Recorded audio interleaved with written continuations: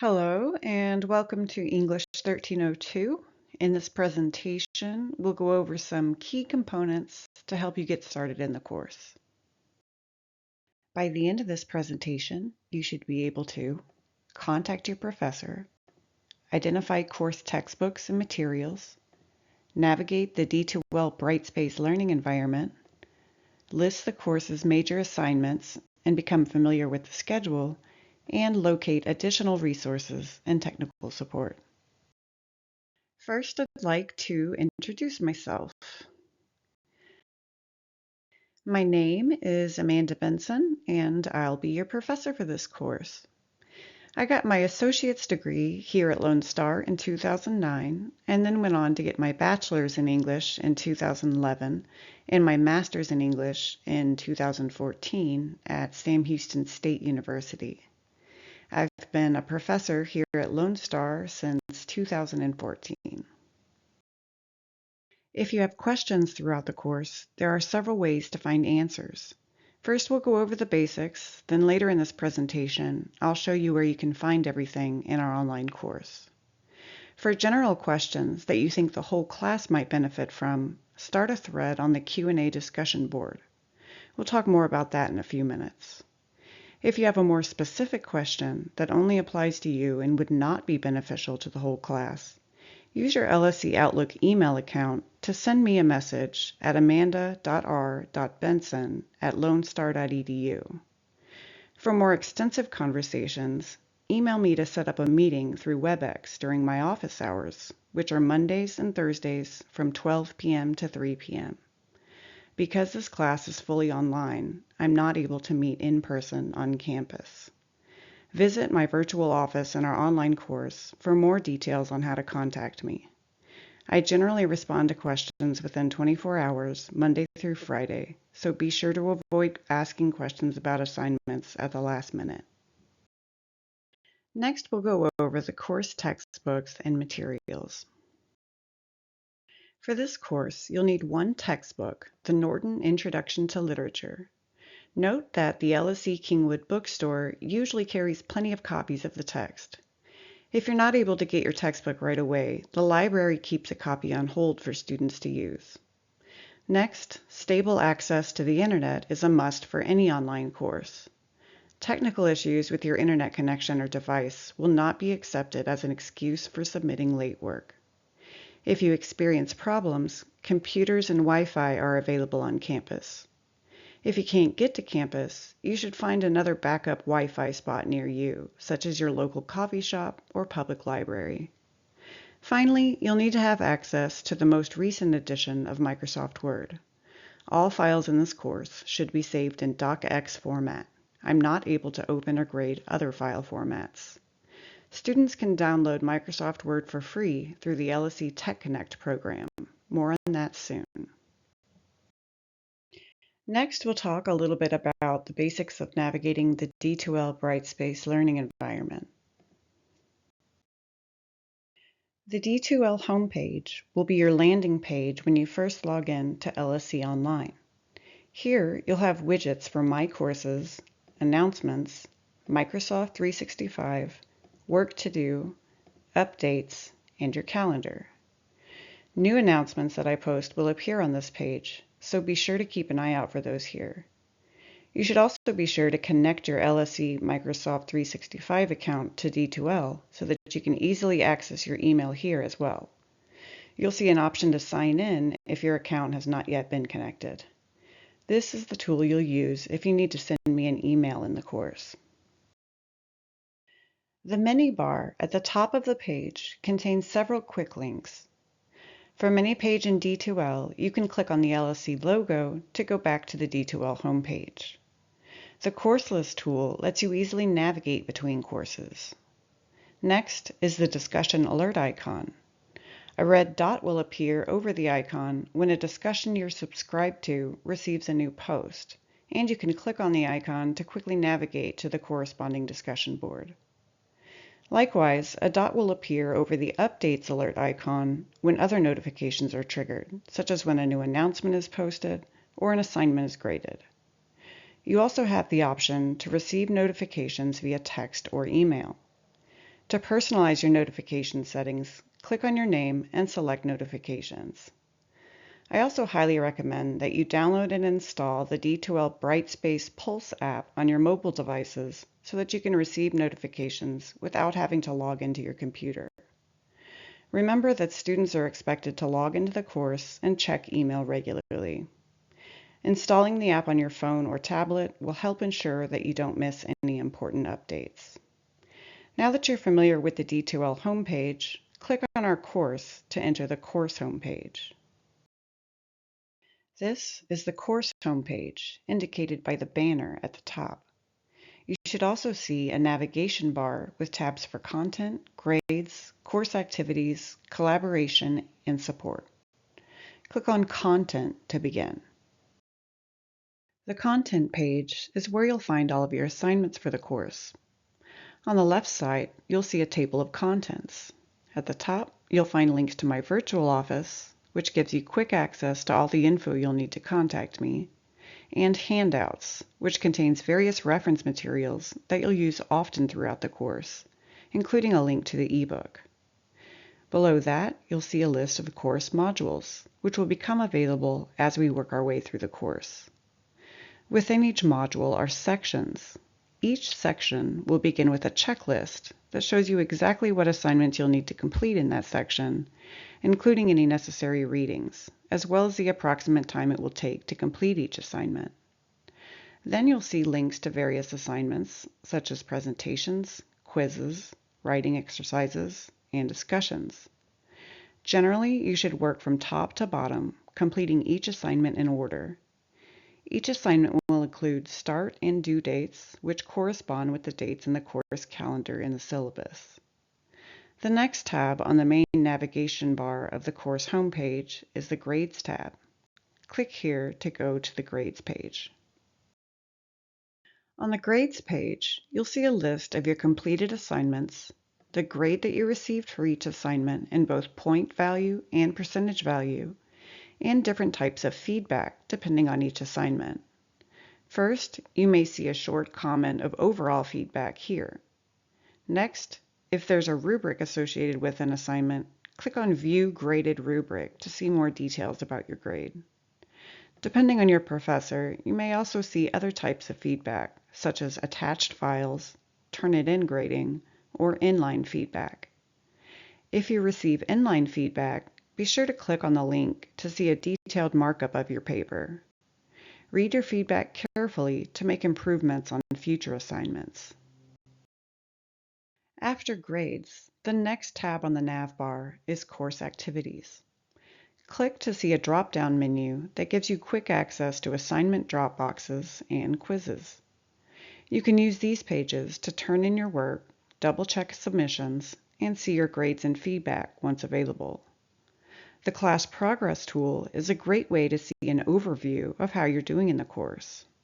Here you can browse through all of your assignments, see your grades and feedback, track content progression, and more. Next up is the Collaboration tab. Click to show the drop-down menu, which offers several tools and links to choose from. For now, we'll just go over a few that you might use in this course.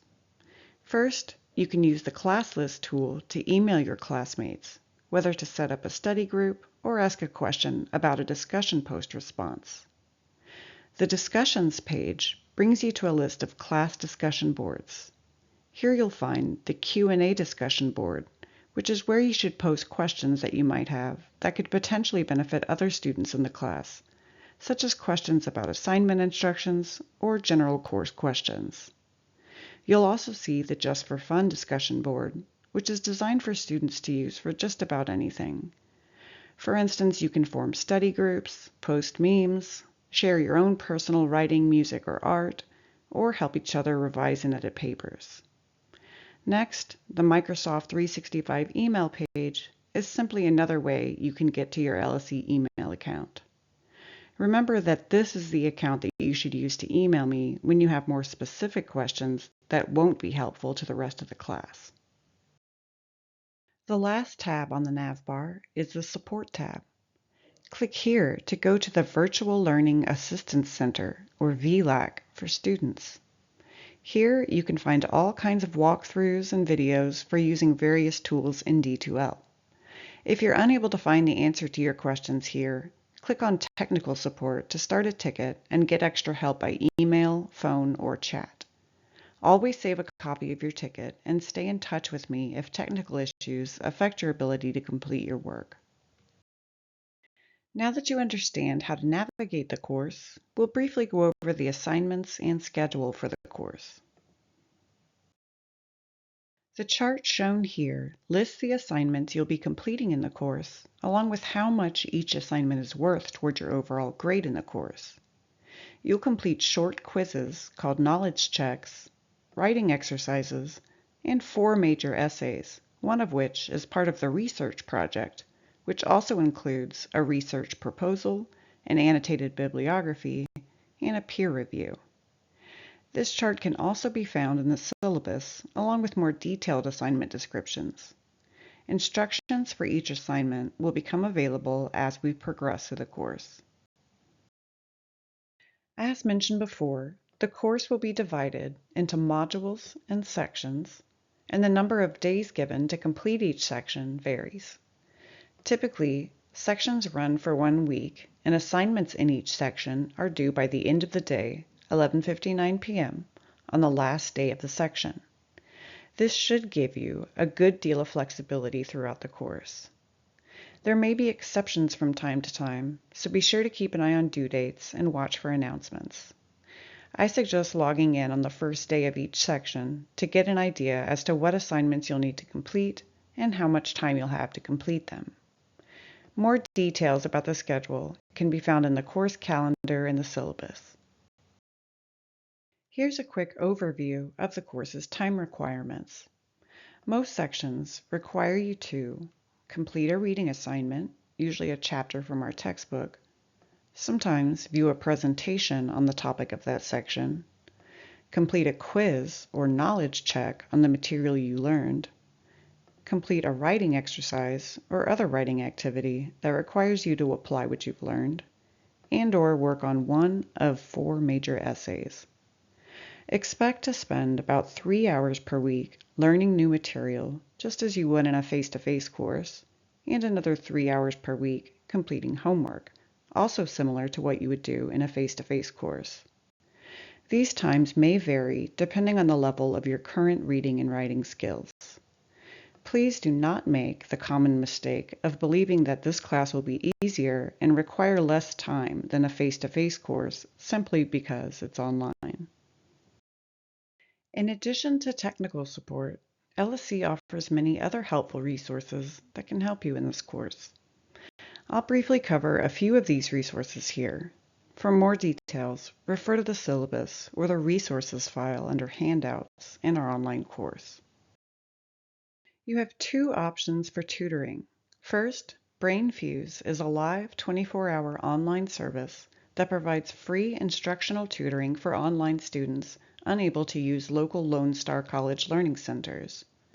To access BrainFuse, go to My Lone Star, click on the LSC Online, then click on Online Tutoring. With BrainFuse, you can make an appointment using TutorMatch or get help right away with live tutoring. The other tutoring option is the Writing Lab at Lone Star Kingwood, which offers certified tutors to help with any writing assignment. The Writing Lab also offers both in-person and online appointments. You also have several resources available to you through the LSC Kingwood Library. On the library website, you can find research and citation guides, or use the Chat with a Librarian tool for help finding sources, using the research databases, and formatting.